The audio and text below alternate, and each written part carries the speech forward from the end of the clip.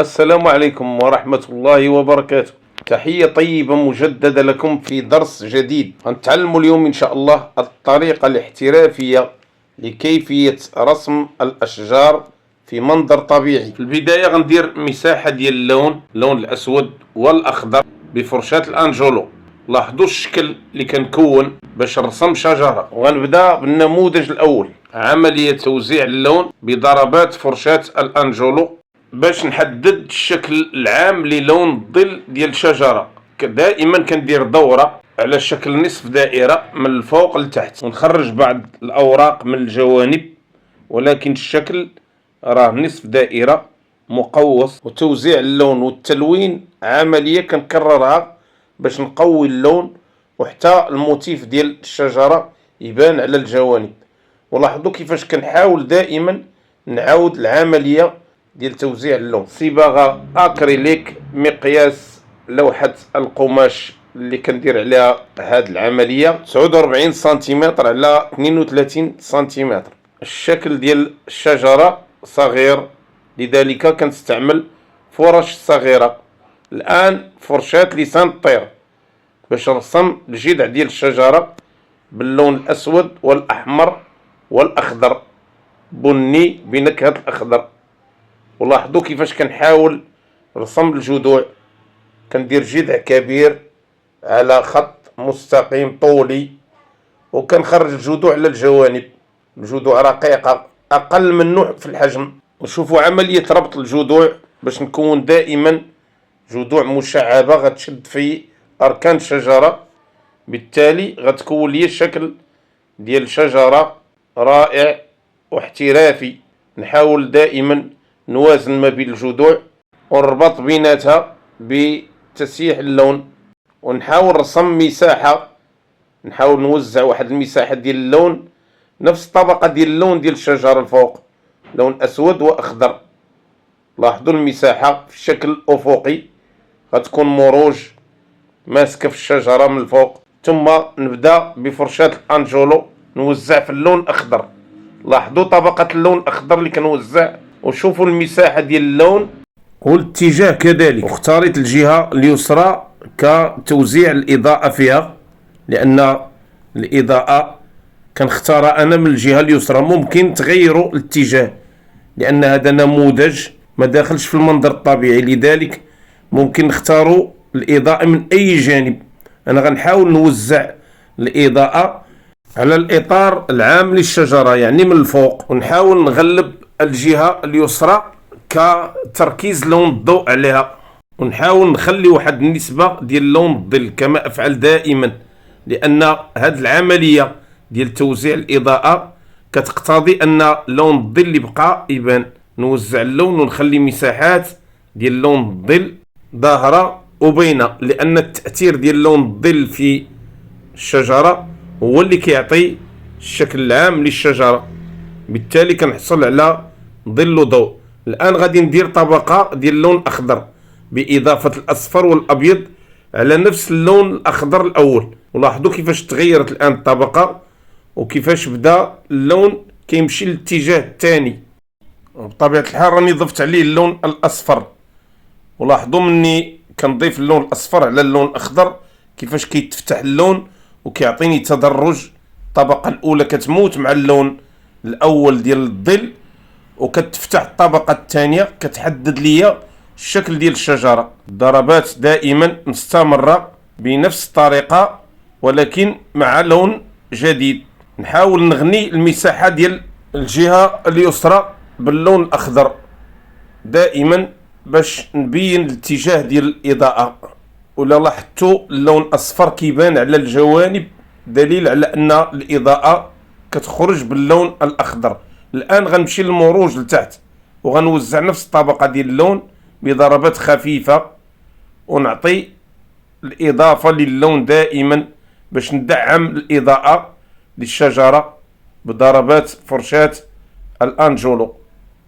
نحاول نكرر دائما العملية حتى نغني المساحة ديال الضوء ونعطي اللون الأخضر. الآن اللون الأصفر حاولت ندير ليه إطار عام من فوق الشجرة ومن الجوانب ديال الحشائش لتحت والمروج. نعطي الآن اللون بني، لون بني غامق على الجذوع من الجهة اليسرى، ونمشي على نفس القانون ديال الاتجاه ديال الإضاءة للون، دائما الجهة اليسرى. الطبقة الأولى ديال اللون غنضيف اللون الأصفر والأبيض على البني باش نحدد الإضاءة بجوج طبقتين. لاحظوا الطبقة الأولى والثانية، عطيت الإضاءة هنا للجذوع وختمت باللون الأصفر والأبيض. وننهي رسم الشجرة للنموذج الأول.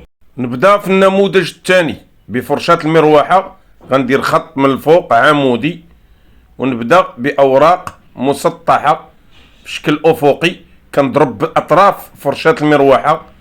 لاحظوا العملية ديال توزيع الأوراق والضربات، بحيث كنحاول دائما نخدم الجوانب ديال الفرشاة باش تعطيني الموتيف ديال شجر الصنوبر. نحاول نداخل ما بين الأوراق ونجي بشكل تنازلي هرمي. كنحاول دائما كل ما نزلت نزيد في المساحة ديال العرض ديال الأوراق باش ندير شكل هرمي من الفوق لتحت.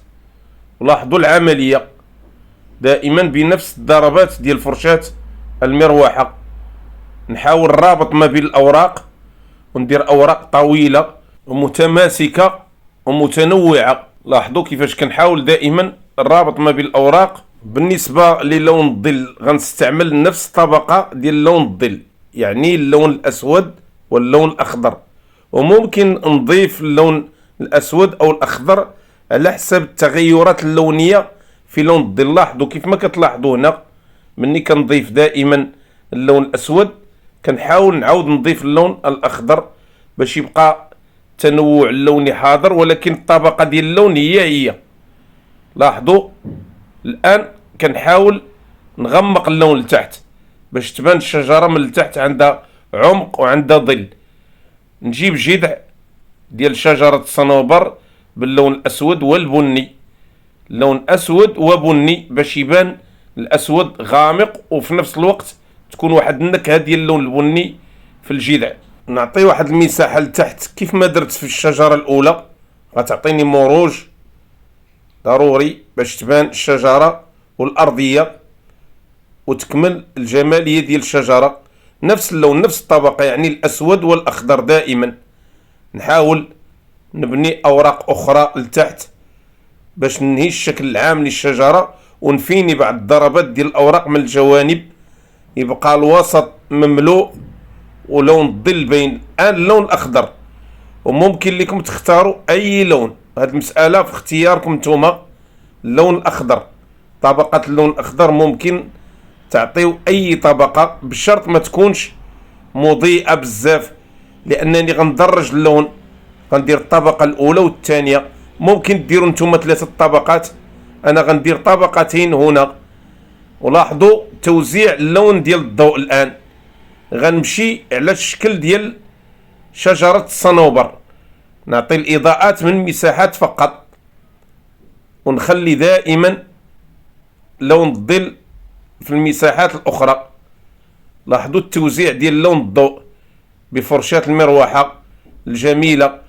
كنضرب المساحة الفوق ونخلي المساحة لتحت كلها ظل باش تناسق وتبين لي الشكل ديال الشجرة واقعي.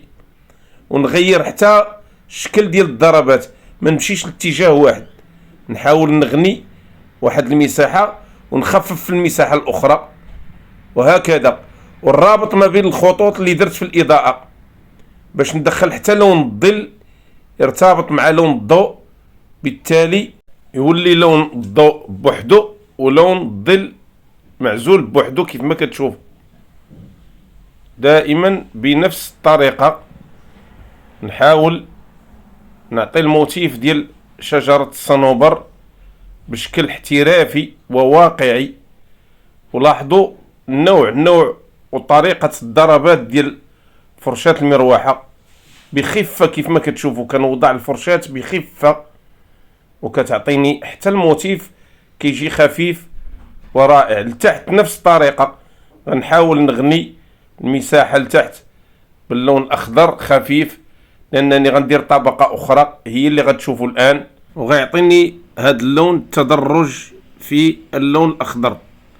لاحظوا كيفاش كنحاول نوزع الطبقة على اللون الأول باش نغني اللون الأخضر بطبقتين ونعطي الإضاءة بشكل منظم. لاحظوا كنمشي للجهة دائما الفوق من كل الأوراق ونحافظ على الجهة لتحت، وفي نفس الوقت نحافظ حتى على لون الظل، تبقى النسبة ديال لون الظل.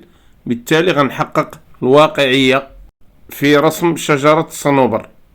التوزيع كيمشي بنفس العملية، نحاول نوزع مساحات خفيفة لهذا اللون، لأن المساحات ديال اللون الأول خدات النسبة الكبيرة في الشجرة.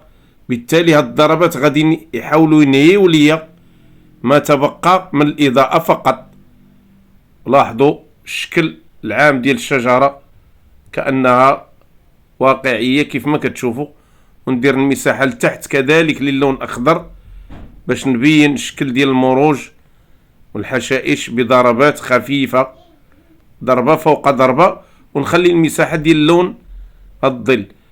الآن غادي نعطي إضاءة للجذع من الجوانب باللون البني خفيف اللي دمجت معاه الأصفر والأحمر والأسود والأبيض. لاحظوا الاتجاه ديال الإضاءة، ثم نمشي بخطوط رقيقة للجذوع تعطي إضاءة خفيفة ويبان الجذع من الفوق حتى لتحت. وبهذه الخطوات نكون نهيت النموذج الثاني للشجرة. الآن نبداو في النموذج الثالث بفرشاة المروحة، وباللون الأصفر والأسود والأخضر غنبدا كلون ظل.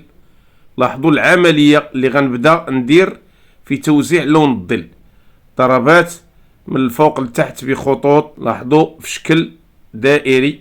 لاحظوا كيفاش كنضرب الضربات من الجوانب لون زيتي غيكون كلون ظل، نوزعو بشكل خفيف باش نأسس لون ظل لشجرة أخرى كيف ما كتشوفوا. ودائما بنفس الضربات كنجر جرات من الفوق لتحت على شكل نصف دائرة، خطوط نصف دائرية. نمشي بنفس الوتيرة وبنفس الطريقة باش نأسس المنظر العام للون ظل هاد الشجرة. لاحظوا كنضرب بطرف الفرشاة ونضرب كذلك برأس الفرشاة، لأن رأس الفرشاة مسنن والطرف ديالها أفقي، كيعطيني ضربات مثالية وكيحقق لي موتيف رائع بهذا الشكل. نحاول دائما نغير الاتجاه ديال الفرشاة ونحاول نغير كذلك الشكل ديال الشجرة، لأنني غنضيف دي موتيف في الجوانب من الفوق ومن التحت. المهم كنخدم على باش نأسس الشكل العام. لاحظوا الآن غنبدا نخرج بضربات على الجوانب من الفوق ومن الجانب. لاحظوا وغنغير اللون. لاحظوا كيفاش تخفف اللون بإضافة الأبيض ولا لون زيتي فاتح. نخرج بأوراق من الجوانب، أوراق في شكل تداخلات لونية وفي نفس الوقت تداخلات ديال الموتيف باش نبني في الأخير كما قلت شجرة بشكل مختلف على النموذجين. اللون كنخففو من الجوانب باش يعطيني إضاءة عامة، لأن الإضاءة في بعض المرات كتكون على الجوانب ديال الشكل في المناظر الطبيعية، وباغي نحقق أنا هاد الزاوية ديال الإضاءة تكون من الجوانب.